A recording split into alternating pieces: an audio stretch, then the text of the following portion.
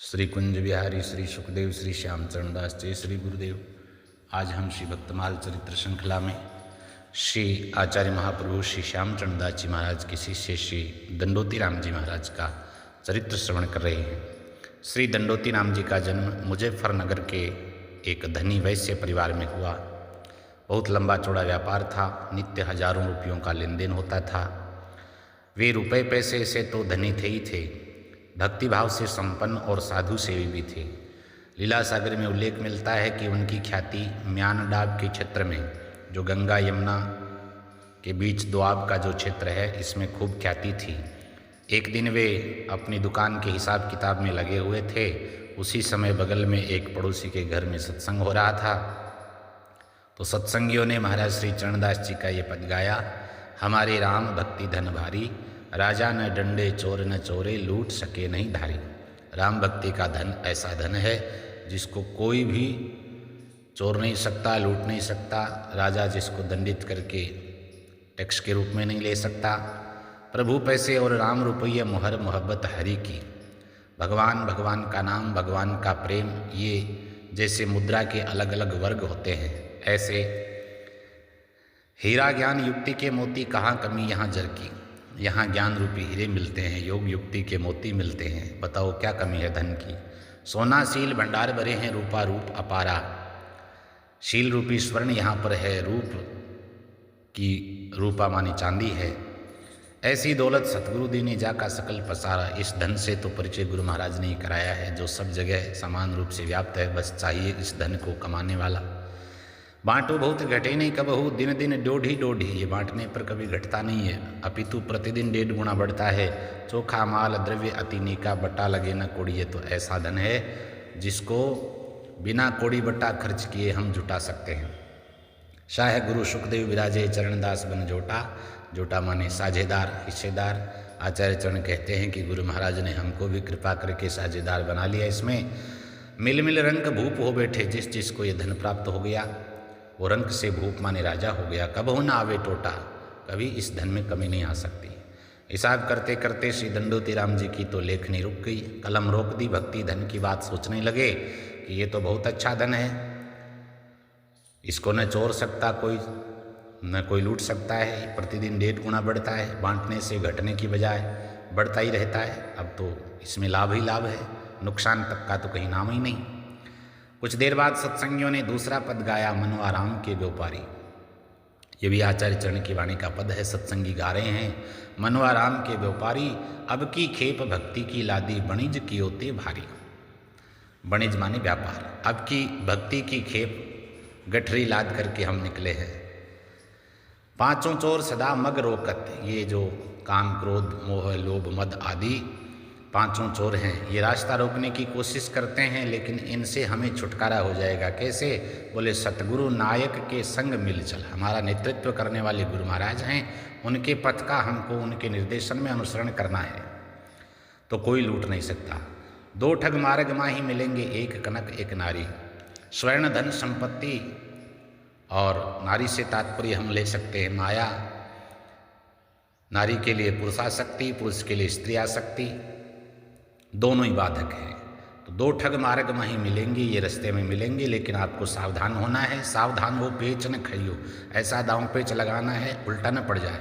बड़ी सावधानी से इस मार्ग पर चलते रहेंगे, अपने आप को संभालते हुए रहियो आप संभारी, तो हरि के नगर में जा पहुँचोगे, पई हो लाभ अपारी। ऐसा करते करते आप परमात्मा के धाम में जा पहुँचोगे। इससे बड़ा लाभ और क्या प्राप्त करना है। चरणदास तो को समझावे, ए मन बारंबारी है, मन तो ऐसा ही कर। गुरु महाराज के पथ का अनुसरण करते हुए ये भक्ति की गठरी लाद करके चलेगा तो परमात्मा के नगर तक अवश्य पहुँचेगा। अब ये दूसरा पद सुना तो दंडोती राम जी के मन में ये स्पृहा जगी कि क्यों न मैं भी इस बार भक्ति की खेप लाद करके भक्ति का ही व्यापार करने चलूँ, भक्ति के मार्ग पर सद्गुरु के साथ चलूँ, क्योंकि नुकसान तो कुछ होना नहीं। और मुनाफे में क्या मिलेगा? श्री हरि परमात्मा और उनका दिव्य धाम। इससे अच्छा व्यापार और क्या हो सकता है। पदों में श्री चरणदास जी महाराज के नाम की छाप थी, तो वे तुरंत गए और सत्संगियों से पूछा। उनका परिचय तो परिचय प्राप्त करते ही उन्होंने मन ही मन वहीं आत्मसमर्पण कर दिया, निश्चय कर लिया गुरु के साथ भक्ति के मार्ग पर चलने का। उसी समय से उनके जग के सारे फंद कट गए और उनके आनंद का कोई और छोर नहीं रहा। बस इतना ही करना होता है, इस दृढ़ निश्चय की ही आवश्यकता है, फिर ज़्यादा समय नहीं लगता मुक्त होने में। उन्होंने स्वयं कहा, चरणदास के शब्द सुनी छूटे जग के फंद। ये महाराज के शब्द सुनते ही मेरे सारे जग के फंदे छूट गए। सदा दंडोती राम के आठों पहर आनंद, अब तो आठों पहर आनंद है। सूखे काष्ठ को प्रज्वलित करने के लिए एक चिंगारी बहुत होती है। श्री चरणदास जी महाराज के इन 2 पदों ने चिंगारी का काम किया। उनके शुद्ध हृदय में वैराग्य अग्नि जला दी इन पदों ने, और उन्होंने दूसरे ही दिन अपना सारा व्यापार समेट लिया। जिसको जो देना था दे दिया, लेकिन किसी से लेना था वह छोड़ दिया। हिसाब के कागज पत्र फाड़ के फेंक दिए। घर द्वार नौकर चाकर मान सम्मान सबको तिलांजलि दे करके निश्चिंत हो गए। अब रह गया तो केवल एक देह है, और वो गुरुदेव के चरणों में समर्पित करने के लिए वे दिल्ली में उनके स्थान की ओर दंडवत करते करते चल दिए। कुछ ही दिनों में दंडवत करते करते गुरु स्थान पर पहुँचे और उनके चरणों में सदा के लिए स्वयं को समर्पित कर दिया। जोगजीत जी महाराज लिखते हैं, मन तीक्ष्ण बैराग जगाए, लेन देन गृह कृत्य तजाए, पर का ऋण सो दे निर्वारे। किसी का कुछ लिया था वो तो चुका दिया, और अब लेने के कागज फाड़े, जो आपको लेना था वो सब कागज पत्र फाड़ दिए। घर को त्याग हुए निश्चिंता, चरणदास के भये जो संता। महाराज ने उन्हें दीक्षा दी, और क्योंकि दूर से ही दंडवत करते हुए आ रहे थे तो नाम रख दिया दंडोती राम। आचार्य महाप्रभु के नामकरण में ये ऐसी विशेषता है, जो भी यथारूप भाव होता उसको देख करके वो नाम कर देते थे। कुछ दिन उन्हें अपने पास रख करके उपदेश आदि देकर प्रचार के योग्य बनाया। फिर रामत करने के लिए भेजा। वे रामत को चल पड़े, तो वो भी दंडवत करते करते मथुरा वृंदावन गए और ब्रज 84 कोस की परिक्रमा करी है। फिर सुक्ताल आदि तीर्थ स्थानों में गए और अंत में गए आचार्य चरण के जन्म स्थान श्रीधाम डेहरा के ही निकट बहादुरपुर अलवर में, जहाँ श्री महाराज का ननिहाल है, बाल्यकाल में रहे थे। और वहीं श्री स्वामी सरस्वती जी महाराज का भी ननिहाल है। वहाँ उन्होंने गुरुदेव के आदेशानुसार एक गद्दी की स्थापना की, जो सुख संप्रदाय में दिल्ली की आचार्य गद्दियों के बाद संप्रदाय की सबसे बड़ी गद्दी मानी जाती है। श्री महाराज चरणदास जी ने दंडोती राम जी की योग्यता को देखकर ही इस गद्दी का भार सौंपा। स्पष्ट है महाराज की आचार्य चरण की जन्मभूमि है, तो डेहरा बहादुरपुर की गद्दी दंडोती राम जी को सौंपी। इससे हमें ये तात्पर्य दिखता है कि वो उनको कितने प्रिय थे, और श्री महाराज ने उन्हें अपने अंग का चोला और टोपी भी प्रदान किया, जो श्री डेहरा के श्री मंदिर में आज भी वर्तमान है। दंडोती राम जी डेहरा में आचार्य चरण का जन्मोत्सव मनाते थे, और ऐसा उन्होंने बधाई पदों में भी लिखा है, बधाइयाँ वर्णित की हैं। आचार्य जन्म की बधाई का एक पद हम इस चरित्र में ही अनुशीलन करते हैं, पढ़ते हैं। बधाई बाजत डेहरे धाम, मुरलीधर की रानी कुंजो जायो सुत घनश्याम। साक्षात परमात्मा को ही पुत्र रूप में पाया है कुंजो माता ने। भीर भई अति भवन मझारी, कतहु न पावे ठाम। नाचत गावत करत कौतूहल हिलमिल के पुर वाम। सब स्त्रियाँ इकट्ठी हुई है, खूब भीड़ है, नाच गा रहे हैं। ध्वजा पताका तोरण रोपे कदली दल अभिराम, प्रागदास धन अमित लुटायो किए सब पूर्ण काम। दादाजी ने खूब धन संपत्ति लुटाई है। ज्ञाता विप्र लगन सब सोदे घड़ी मुहूर्त जाम, अद्भुत है ग्रह जोग सब याको हर कोई होई जगत सरनाम। सब जो लगन पत्र शोधने वाले हैं कह रहे हैं कि ये होई जगत सरनाम, माने प्रसिद्ध होगा संसार में। संत रूप हरि आप पधारे धरी रणजीता नाम, दंडवत चरणदास चरणन में करत दंडोती राम। ये उनकी बधाई है लिखी हुई आचार्य चरण के जन्मोत्सव की। दंडोती राम जी ने बहादुरपुर की गद्दी अपने शिष्य श्री हरिनारायण जी को सौंप दी, और स्वयं डेहरा में एक गुफा का निर्माण करके उसमें 36 वर्ष तक केवल दूध पीकर भजन किया। और डेहरा में उन्होंने गद्दी की स्थापना इसलिए नहीं की कि वह आचार्य चरण का जन्म स्थान था, और वहाँ उन्होंने गद्दी स्थापना का निषेध भी कर दिया था। डेहरा की गुफा में साधना करते हुए उन्हें सिद्धि प्राप्त हुई, और श्री गोविंद देव जी के दर्शन हुए। बरस 36 त्यागन कियो अन्न भोजन, नहीं लीन पेय आहारी ही रहे, केवल दूध पीकर रहे, ऐसे सिद्ध प्रवीण। दंडोती राम जी को साधना में मिली सफलता का हेतु था उनकी अद्वितीय गुरु निष्ठा और नाम निष्ठा। गुरु प्रदत्त हरिनाम का स्मरण करते करते उन्हें श्री हरि की प्राप्ति हुई, इसलिए उन्होंने हरिनाम को सब साधनों का सार बताया है। सार शब्द सतगुरु दिया, एक हरि का नाम, ताहि सुमिरो रैन दिन सदा दंडोती राम। नाम हरि को जानिए सब साधन को सार, सदा दंडोती राम रट पल छिन नाहि विसार। नाम बिना निर्फल सबे, जप तप योग विराग, कहे दंडोती राम नित राम नाम सो लाग।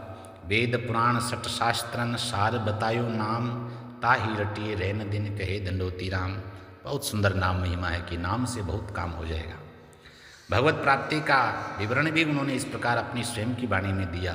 सतगुरु ने कृपा करी पायो अनुभव ज्ञान, सदा दंडोती राम के जुगल रूप को ध्यान। जब सतगुरु कृपा करी मन पायो विश्राम, सूरत समानी ध्यान में कहे दंडोती राम।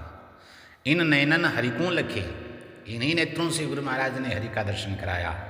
इन नयनन हरि को लखे पायो अविचल धाम, यह कृपा गुरुदेव की कहे दंडोती राम।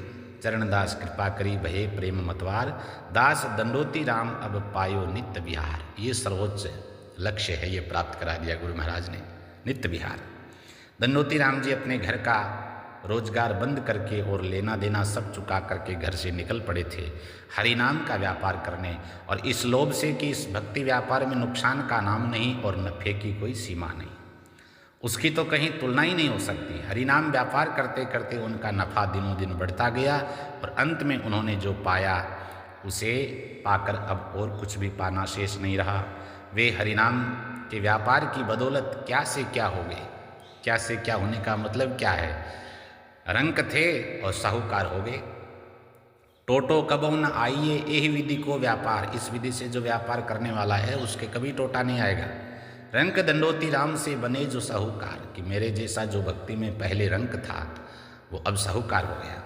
धनी तो पहले भी थे, लेकिन पहले धन था संसार की दृष्टि से, परमार्थिक या वास्तविक दृष्टि से तो धनवान वही होता है जिसके पास नाम की दौलत होती है। सो धनवंता जानिए जाके दौलत नाम, नाम की दौलत जिसके पास है उसी को धनवान समझो। नाम बिना सब रंक है कहे दंडोती राम। और अब जब असल में धनवान बन गए, साहूकार बन गए, तो उन्होंने अपनी नई दुकान खोली हरि नाम की, हरि भजन की। हरि भजन की हाट ले बैठा खोल किवार, सदा दंडोती राम के भक्तन सो व्यवहार। क्योंकि अब वहाँ जो भी आने वाला है वो सांसारिक ग्राहक नहीं है, वो भी भक्तन सो व्यवहार। अब जो भी व्यवहार होगा, लेन देन होगा, वो संतों से भक्तों से होगा। सदा दंडोती राम के यही बड़ो व्यापार, संत संग हरि को भजन कथा कीर्तन सार। बस इस व्यापार में यही चलता है। दंडोती राम जी की दुकान में नाम भक्ति प्रेम का व्यापार होता। उनकी दुकान हर समय हर किसी के लिए खुली रहती। वे एक प्रकार से मुफ्त माल लुटाते, मूल्य रखते तो क्या, नाम और प्रेम आदि का लोभ। जो कोई ये नाम मात्र का मूल्य चुका देता उसे नाम रत्न धन श्वास चित्त और प्रेम की अनमोल तराजू से तोल करके दे देते।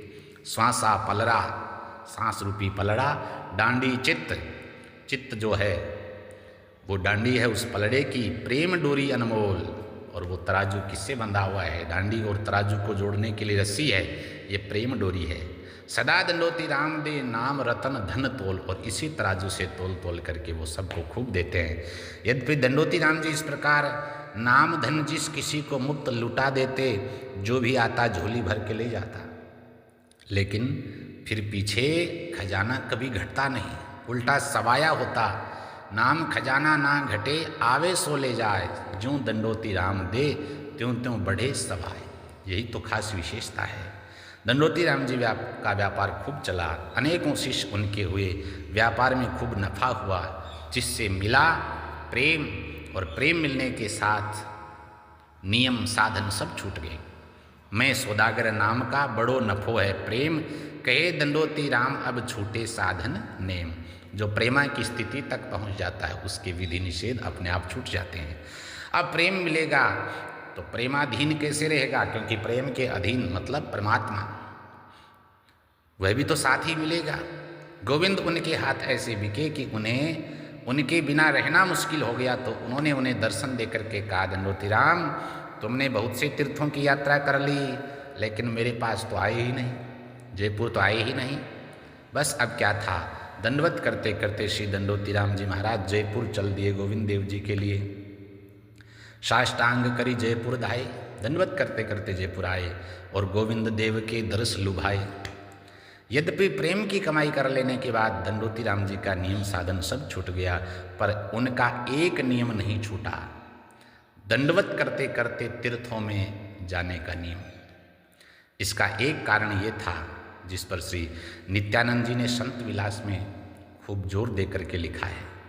उन्होंने लिखा कि प्रत्येक दंडवत के साथ उनको श्री राधा कृष्ण के दंडवत स्वीकार करते हुए सामने खड़े दर्शन होते कि हमारी दंडवत प्रिया प्रीतम ने स्वीकार करी है। जैसे ही दंडवत करके खड़े होते तो सामने दिखाई देते, तो उनकी तो दंडवत श्री राधा कृष्ण को होती है। गुरु पे ही करत दंडवत आए, तब दंडवती राम कहाए, और करत दंडवत जुगल लखावे। जुगल सरकार के दर्शन होते हैं दंडवत करते हुए, तो नित्य तिन्हें दंडवत ही भावे, इसलिए दंडोती राम जी को नित्य दंडवत करना अच्छा लगता है। इस प्रकार दंडवत करते करते जाने में उन्हें जुगल का सानिध्य प्राप्त होता, और जुगल जैसे उनके साथ साथ यात्रा कर रहे हैं ऐसा अनुभव होता। दंडोती राम जी ने जयपुर पहुंचकर गोविंद देव सरकार के दर्शन किए। दर्शन करके श्री अखेराम जी के स्थान पर आ गए जयपुर में ही। वहीं श्री आचार्य महाप्रभु का ध्यान करते हुए उन्होंने ये पंचभौतिक शरीर छोड़ दिया, और गोविंद देव जी ने सदा के लिए उन्हें अपनी शरण में रख लिया। गोविंद देव को दर्श करी अखेराम स्थान, जोग जीत चरणदास को तजी देह धर ध्यान। डहरा से जाते समय दंडोती राम जी महाराज अपने शिष्यों से कह गए थे कि हम ये शरीर गोविंद देव जी को वहीं जयपुर में ही त्याग देंगे, अर्पण करेंगे, और वही उन्होंने किया। उनकी फूल समाधि की विशाल छतरी बहादुरपुर में विराजमान है। आचार्य महाप्रभु के जन्म स्थान डहरा के मंदिर के वर्तमान महंत श्री शिवादास जी महाराज हैं, और आज भी सुंदर उत्सव श्री धाम डहरा में आचार्य सरकार का प्रतिवर्ष धूमधाम से मनाया जाता है। श्री प्रेमदास जी महाराज के शिष्य श्री शिवादास जी महाराज ये सब उत्सवादि का आयोजन बड़ी धूमधाम से करते हैं। आचार्य चरण की कृपा साक्षात आज भी वहाँ पर दृष्टिगोचर होती है। जय जय श्री सुखदेव।